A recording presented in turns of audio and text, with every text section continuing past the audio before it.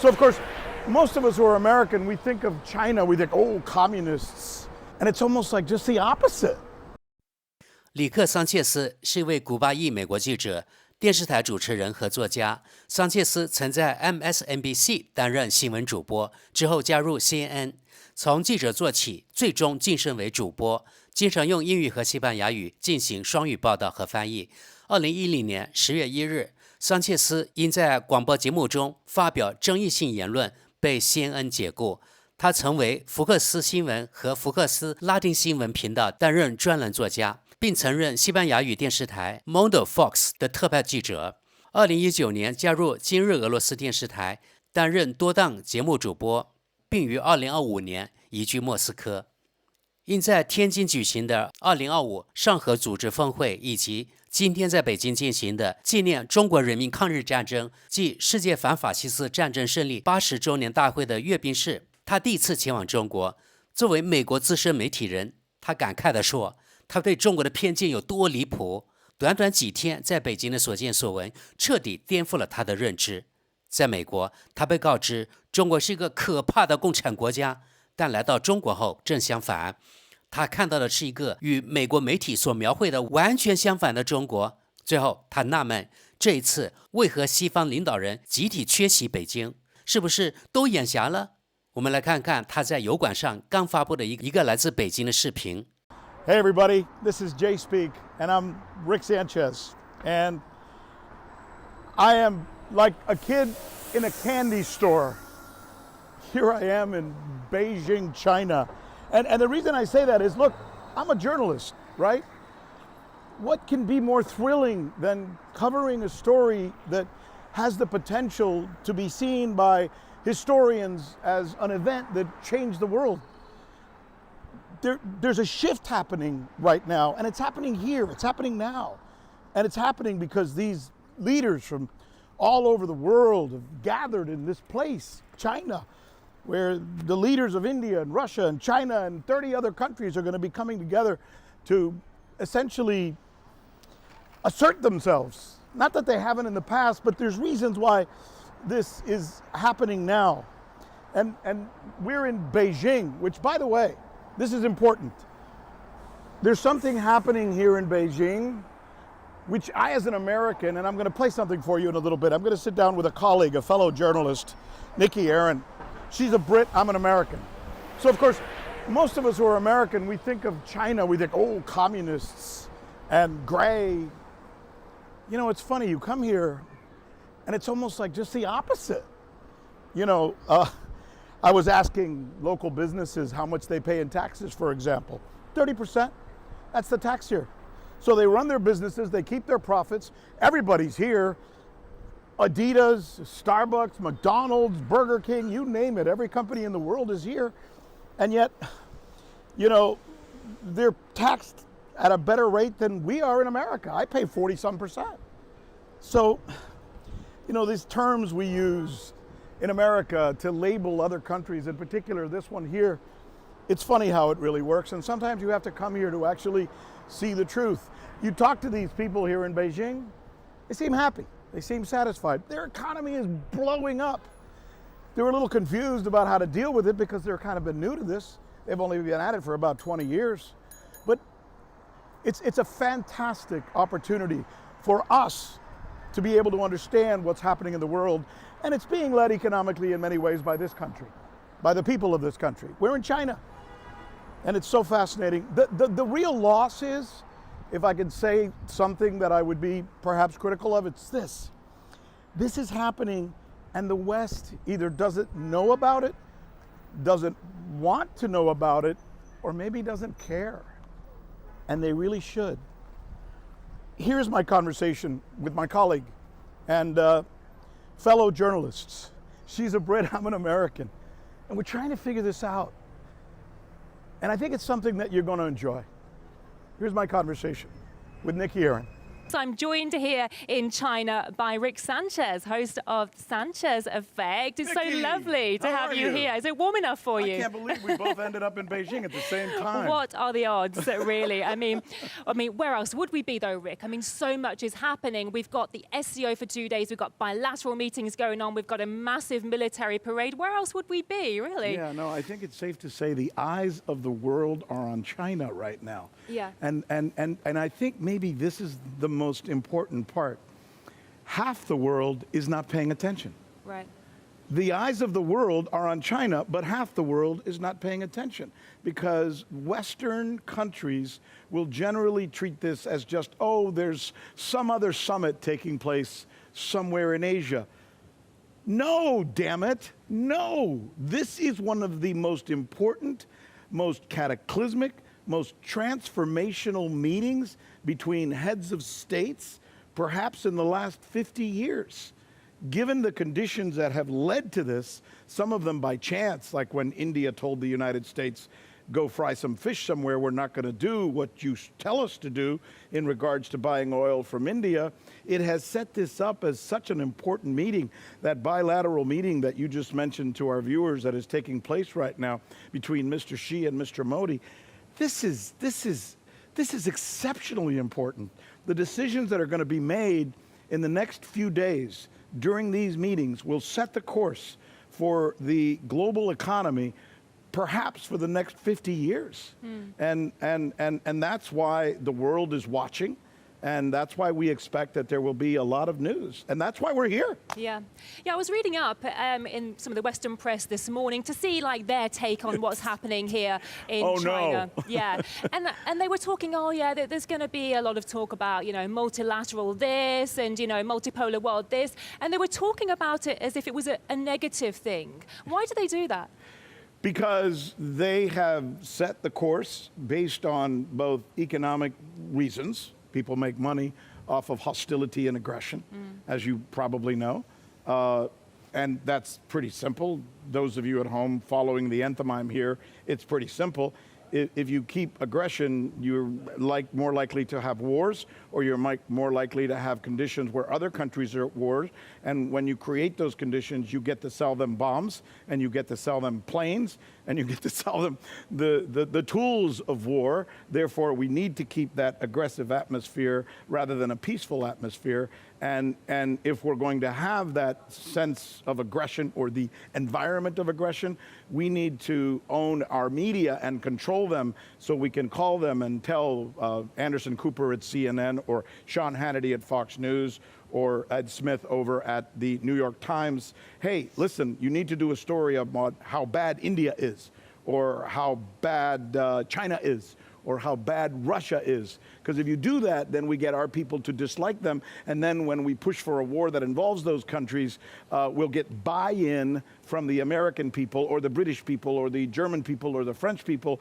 And therefore, we'll be able to, continue that message. So when you ask me, why do they do stories that seem negative rather than positive? It's because you can't make money off of positive. You can only make money off of negative. Is that pretty clear? Yeah, it's such a grim I didn't tell you anything you don't know, I know. Yeah. But sometimes just saying it that way makes us realize what a crappy thing to do. Yeah.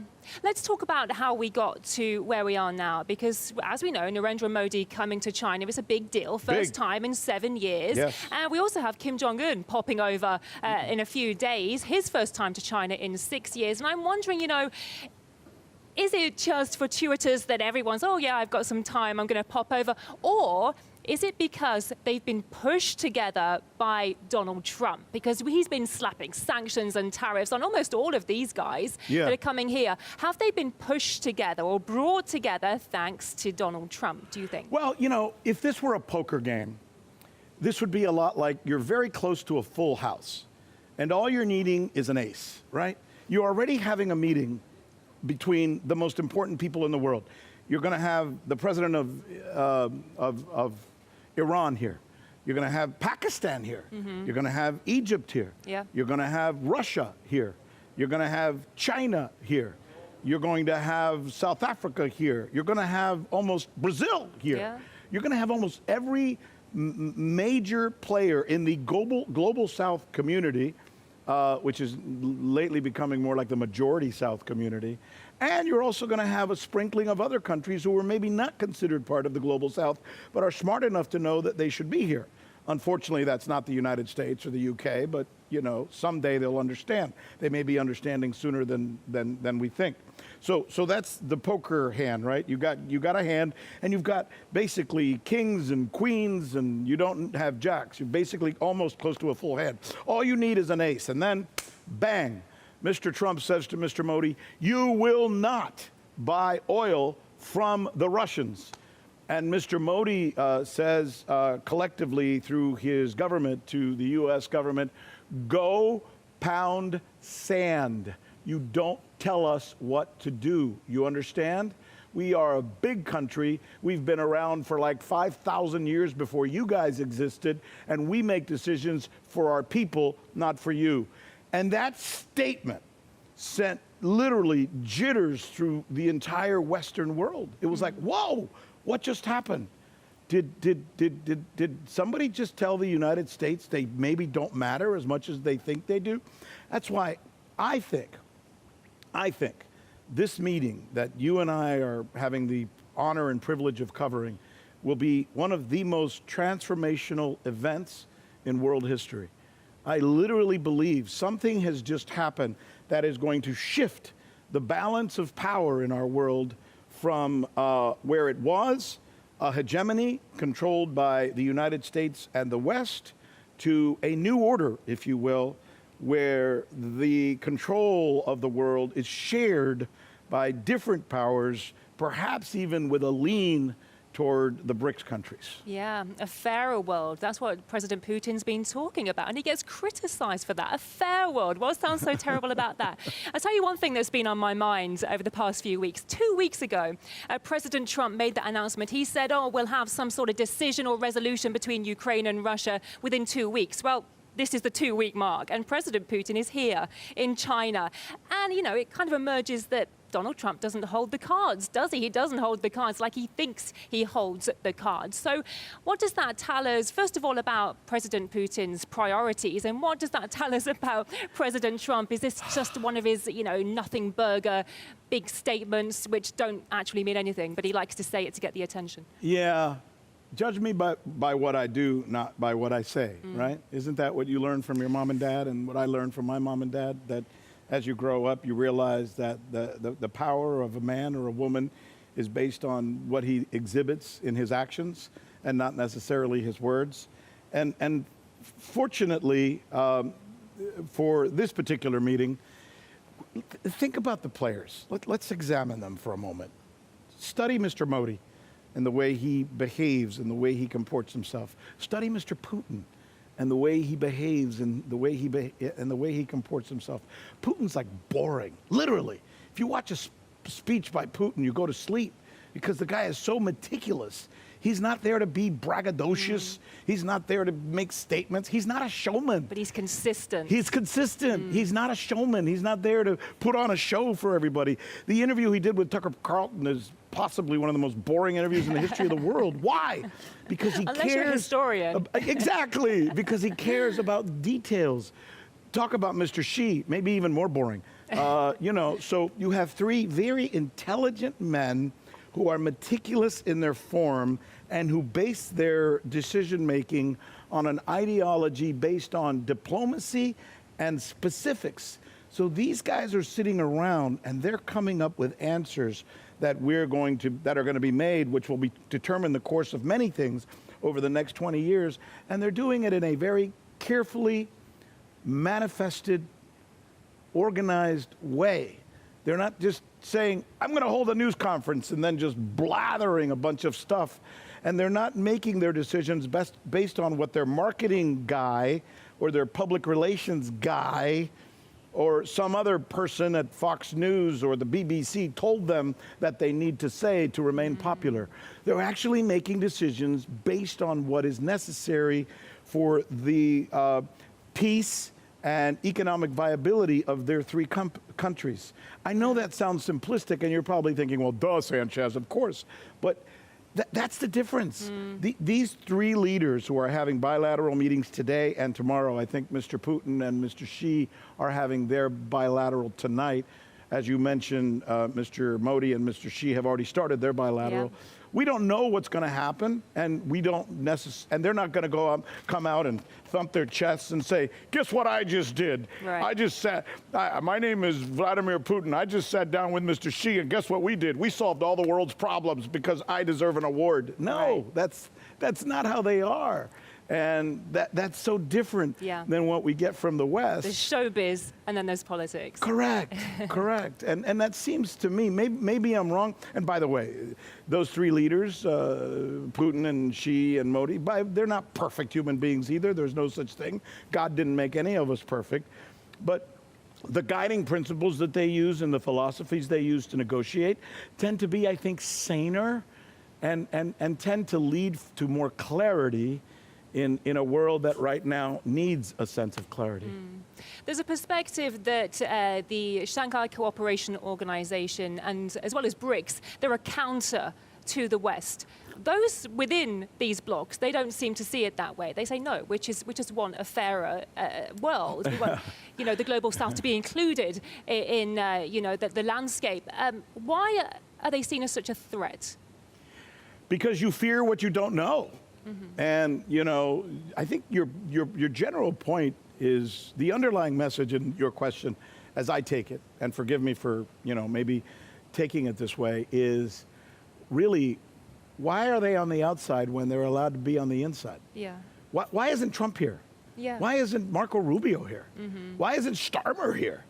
You think they would have said no? They would have loved to have him here. If he would have called Xi and he would have said, this year, we're coming to the summit, Xi would have said, of course, I'll meet you at the airport myself. Maybe I'll come with Putin and Modi. The three of us will be there in a rickshaw. So, I mean, did I just laugh like Tucker Carlson? I apologize. I think if wouldn't it be grand? Wouldn't it be wonderful if the U.S. would have decided that it would have been smart to be here, not to criticize and not to be a counter to your word, but to actually be a part of. But it almost seems, and this goes back to your very first question about this sense of aggression, the sense of aggressiveness. And here's what this comes to. There was a time, speaking of Mr. Putin's long-winded interviews, he mentioned to Mr. Carlson when he interviewed him, he said, you have to recall that there was a time when I, Vladimir Putin, asked NATO to let me join. I said, why do we have to be on the outside? Let us be on the inside. Let Russia be a part of NATO, and that way NATO and Russia don't have to be at war and at odds with each other. He actually made the offer, and NATO said, no, we don't want you. We'd rather be at war with you than let you be a part of us. So I ask the same question here. Here's this incredible forum taking place that you and I are covering, which will have global ramifications. And it's a group of countries and people who are becoming bigger than the G7 and who are becoming, in many ways, bigger than the EU and bigger than NATO. And I can tell you why. GDP growth, higher between the countries here. Number of standing army, higher with the countries that are here. Inflation levels, lower than the countries from the West. Rate of rising wages, higher here than the countries of the West. In fact, if you even look at it in terms of nuclear strength, Pakistan is going to be here. They got nukes. China's here. They got nukes. Russia's here. They got the most nukes in the entire world. You start adding this up from both a militaristic and from an economic standpoint, the most powerful countries on earth are meeting here right now. And it's growing, Rick. This is the largest SCO summit since it was formed in 2001. So just like BRICS, it's getting bigger and bigger by the year. I mean, you can't ignore that. Yeah, and it started with, a couple of Tajikistans and other Russia, stands, as they say, in Russia and China. And now it's gone way beyond that. It's not just Central Asia anymore. It's basically almost anybody in the world who wants to be a part of this. And it's grown organically, by the way. Yeah. It's not like they had to recruit to get the people here. What's the possibility that we might hear some positive comments from people like Trump, Stom, and Macron about the summit and what's happening here in China? Well,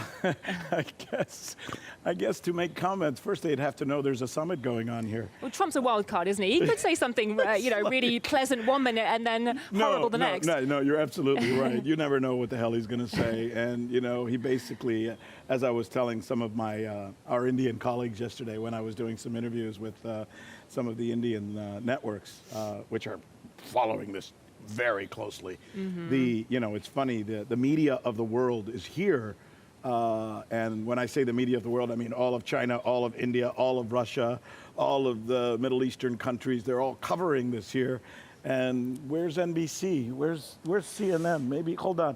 I think maybe they're behind that bush over there. It's like, how can you be so stupid that you don't even know? Not only, it's okay to not understand it, but to not even try to understand it seems to me to be somewhat unreasonable. Rick, I love having you here. I'm so glad you made the flight over and you're withstanding this humidity with me. Yeah. We're in it together now. Yeah, it's actually a beautiful, beautiful city. It's my first time here. I am marveling at everything about Beijing. You know what I'm really impressed by? The sense of a market economy here. We are told in the West that this is a communist country and it's dark and dingy and people are all wearing gray. Everybody's happy. Everybody's walking around. The streets are filled with people. Everybody's smiling. And every store in the world, from Nike to Titleist, I love golf, there's not a single store that's here, and all of them are busy and all of them are selling stuff. It just doesn't look very communistic to me. Well, I'll let you get your shopping list ready, and I'll leave you for now. Rick Sanchez, an absolute pleasure. See you in a little bit. Thank you. Speak to you later on.